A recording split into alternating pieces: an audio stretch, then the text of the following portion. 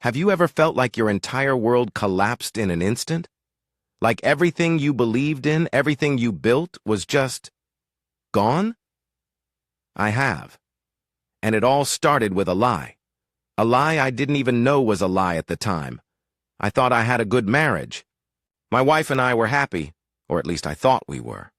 We had plans, dreams, and a future mapped out together. From the very beginning, we both wanted kids.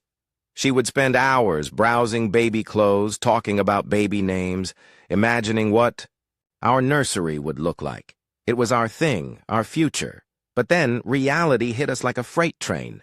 After months of trying with no success, we went to a doctor. And that's when I got the news that shattered everything. It was me. I had fertility issues. The doctor said our chances of conceiving naturally were slim. I felt like a failure. Like I had let my wife down. Like I had taken away something she desperately wanted. At first, she reassured me that it was okay. She said she didn't need kids to be happy, that we would be fine, just the two of us. But the way she said it, something about it felt off. She let it go too quickly. One moment, she was obsessed with the idea of having a family, and the next, she completely dropped it. No more baby names, no more excited talks about our future. And then, things got worse. She started looking at me differently. She began making little comments about my appearance, my weight, how I wasn't taking care of myself. It wasn't outright cruel, but there was a coldness in her words, a detachment. I noticed it. I felt it. But every time I brought it up, she brushed me off. You're being too sensitive. You're overthinking things. So I let it go. I convinced myself that I was imagining things, that maybe this was just a phase. Until one day, out of nowhere, she told me she wanted to go on a girls' trip. She had gone on trips with her friends before, so I didn't think much of it. I even helped her pack, drove her to the airport. Before she walked away, she turned to me and said, "Thank you for always supporting me." I didn't know it at the time, but that was her goodbye, because she never came back. I stayed up that night waiting for her text. Her flight was about 9 hours long, so I figured I'd hear from her once she landed, but she never texted. I called her. No answer. At first, I told myself she was probably just tired. Maybe she went straight to sleep. Morning came. Still nothing. That's when the panic set in. I called her again, and again, and again. Straight to voicemail. I reached out to her sister. She hadn't heard from her. Then I called her friends, the ones she was supposedly traveling with. "What trip?" one of them asked. And just like that, everything fell apart. She wasn't on a trip. She had never been on that plane. She had lied to me. I ran to our bedroom, flung open her closet. Half of her clothes were gone. I checked the bathroom. Her toiletries were missing. She had planned this. She had been planning to leave me for who knows how long, and I never saw it coming. That, "Thank you for supporting me," that wasn't gratitude. That was her final goodbye. The next few weeks were hell. I barely ate. I barely slept. I went to work like a zombie, just going through the motions. I called her, left messages, begged for an explanation. Nothing. Just silence. Her family didn't know anything. Her mom felt terrible for me.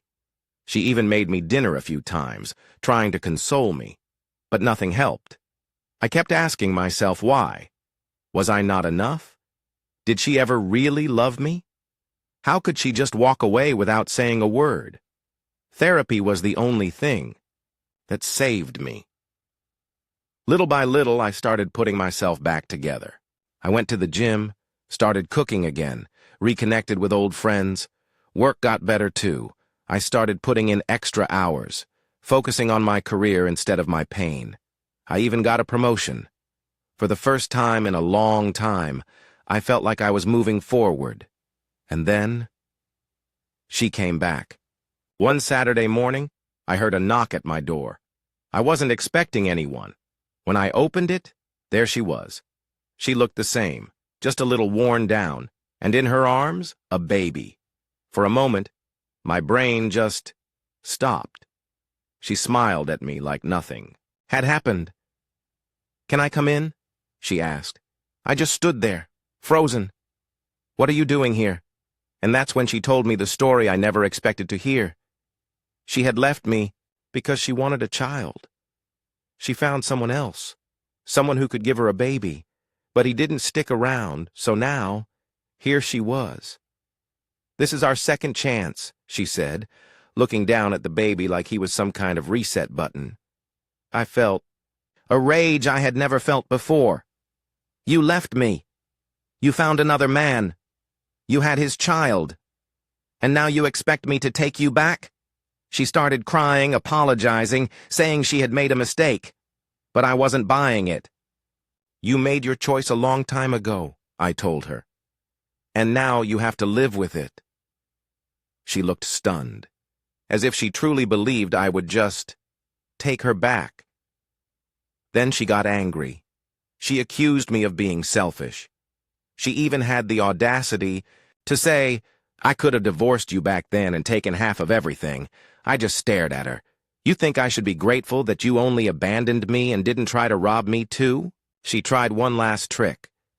"Guilt. Think about the baby," she pleaded. "He needs a father figure." "I'm not his father, and I never will be." I shut the door in her face, and just like that, she was gone. Her family tried to contact me, asking me to help her financially. I ignored them.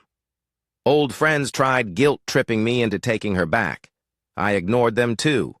She burned every bridge, and now she was drowning. But that wasn't my problem anymore. I had my life back. For the first time in years, I felt free. She made her choice. I made mine, and I don't regret it for a second. I had moved on, not in a grand theatrical sense, but quietly contented. And what do you know, that was sufficient. I sincerely appreciate you staying until the very end. Please remember to like, share, and subscribe. If you truly enjoy our videos, enjoy your wonderful day. Thank you for watching. If you haven't subscribed yet, please do so and hit the notification bell to stay updated with more shocking real-life stories happening around you.